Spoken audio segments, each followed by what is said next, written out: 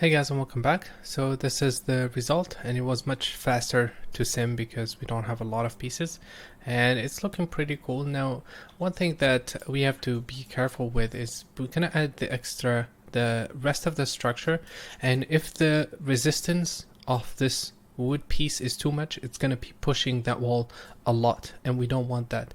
So we may have to tweak the mass and a few other things to fix it. But let's add the copies. So I'm gonna do the copies here so I get unique fracturing instead of copying, and this also going to connect the pieces, the structures together, which is something I want. So that, and then let's take a look at the constraints. Cool. And let's take a look at the inactive pieces. Maybe we could lower this a bit to 1. Yeah, let's put 2. Okay, so that's our new structure. Let's dive inside. And let me I need to take a note. I forgot to mention something to you guys.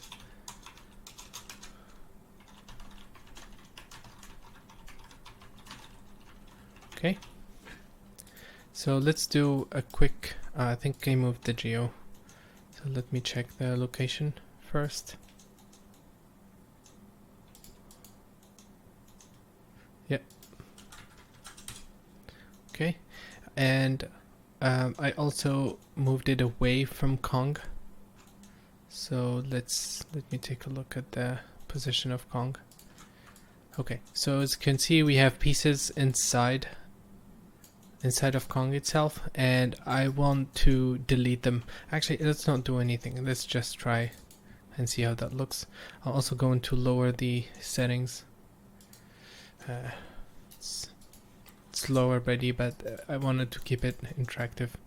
And also we may want to freeze the sides like we do with the main building, but I think because of the way the base is pinned, I think it's gonna be fine. Now what I would do in this case, because Kong is inside the geometry of the main hero character is inside the geo, I would use a volume and then find out the pieces that are inside and simply delete them, so I don't have anything in there. We could also fake it and remove those pieces and then have them push them somewhere and then just give them a random velocity, so that the first time we see everything it's gonna look as if those have been already moved and they're in motion. So cool. We're getting a lot of cool motion there. And I think the structure is very strong. It's gonna definitely change the way the main sim works.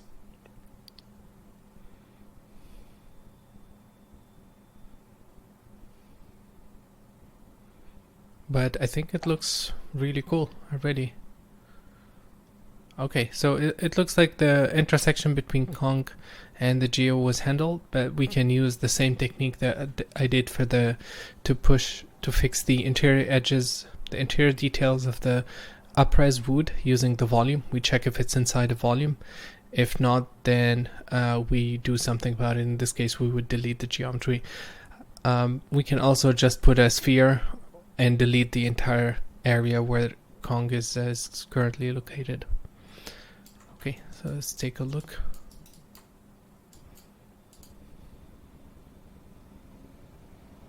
So yeah, definitely the structure is strong, but I'm gonna keep it that way. Cool, so what else do we need? We need one more thing. We have this structure.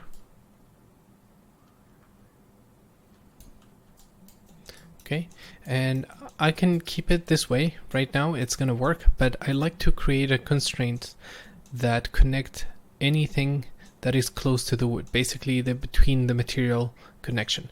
So let's do this. Let's make sure we grab the named areas, the correct named parts. So this is our out RBD named, and then here we call this out wood named. And actually we're changing it with the RBD cluster, so we have to use this. And maybe it's a good opportunity to change the cluster, something like that. So let's import these guys. I want to do it in a place where we don't have cluttered nodes. Okay, so packed. I don't need the packed geo, so let's go back and grab the correct.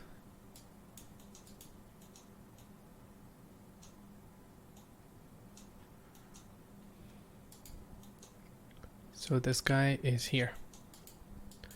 Okay.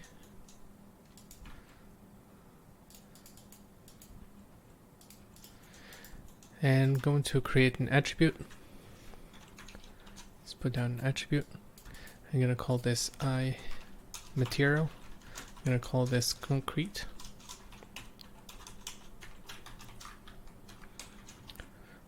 Actually, it's a string attribute. And this guy I'm gonna call wood, obviously.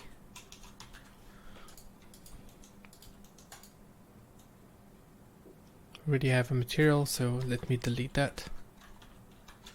I already have a material attribute at the prim level, so I'm gonna delete that. Just so that everything is clean. And I'm gonna merge these guys together. And I'm going to use a connect adjacent SOP. It's gonna take a few seconds or a second. I'm gonna change it from surface point. Okay, looks like there is an issue there with the naming, but let's ignore it for now. Maybe here too. So if we middle click, you see we have a material attribute inherited from the geometry. And if we go back to, if we grab the code for reading the points, so I'm going to copy this. I'm going to delete, I'm going to import, loop over each primitive, import the material attribute. If the material attribute, let's call this mat 0 and mat 1.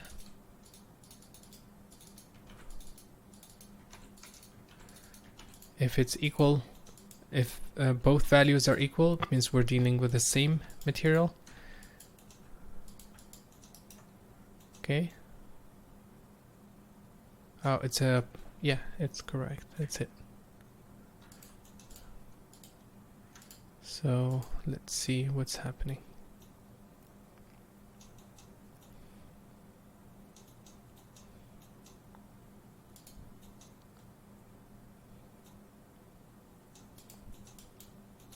I think, yep. So here, instead of integer, this is a string because that's the type of the attribute. And then if we check the connection, we see now we have the area where the wood is close to the geometry. We're getting this connection. Now the reason it's not showing other places because the distance of the connect adjacent SOP is very small. So I'm going to increase that to 1.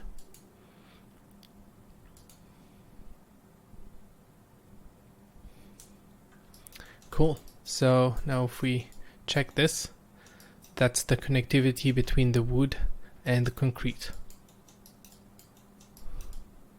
And this is very, very cool because we can use this to help bind the two materials. And I'm going to set this to be a pin constraint. And actually, let's do this. Let's do a pin constraint. I'm gonna merge it with these guys. Okay. I'm gonna merge it with the existing pin constraint, and I want to have it work with the entire system as if it's part of it. So let's say pin new, and I'll I'll explain to you guys what we should do if we want to improve this. But for the sake of speed, I'm gonna simply add it here.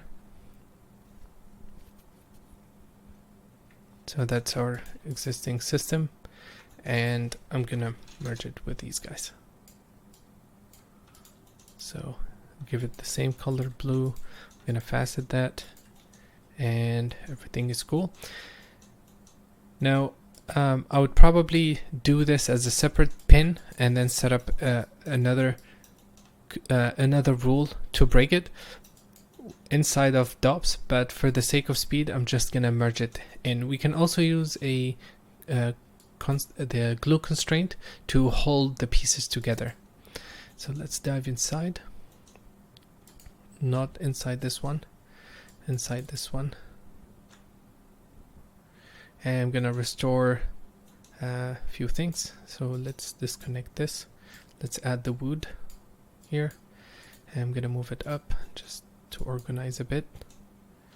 I don't need this.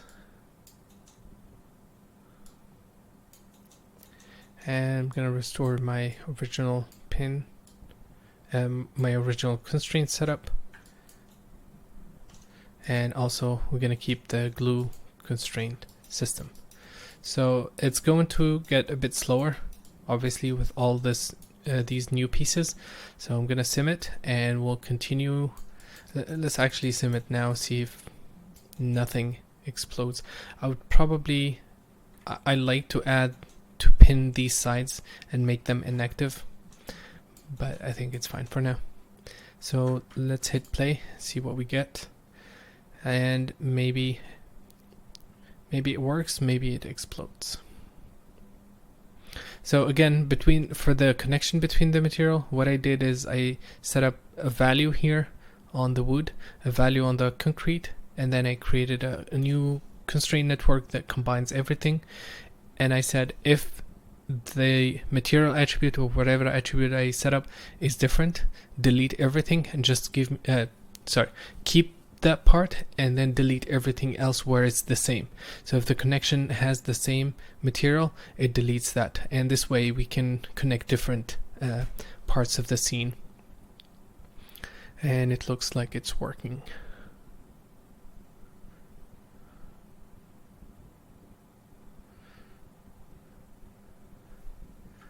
And the main thing I'm worried about now is the force of the structure, of the wood structure. If it's too strong, it's gonna actually change this sim drastically, which I don't want. So if, for example, we have an internal structure now pushing this main wall, then we're not really seeing this main wall, the behavior. It's more driven or affected by the other stuff, which is something we want, but I don't want to change the look that we had before. So I want to add to it. And I think it's working pretty well. You can see the wood here, and the best view, you can see it here. Sweet. And here it's fine. Yeah, I'm not gonna worry. And this is the part I was talking about. You see the interaction now between everything. So let's do this.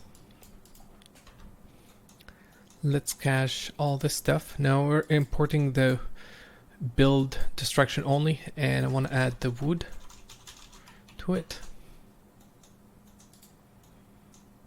If we named that correctly. Yep. And then actually let's copy this. Pardon me. So here wood, and then the name of the sim is sim_wood.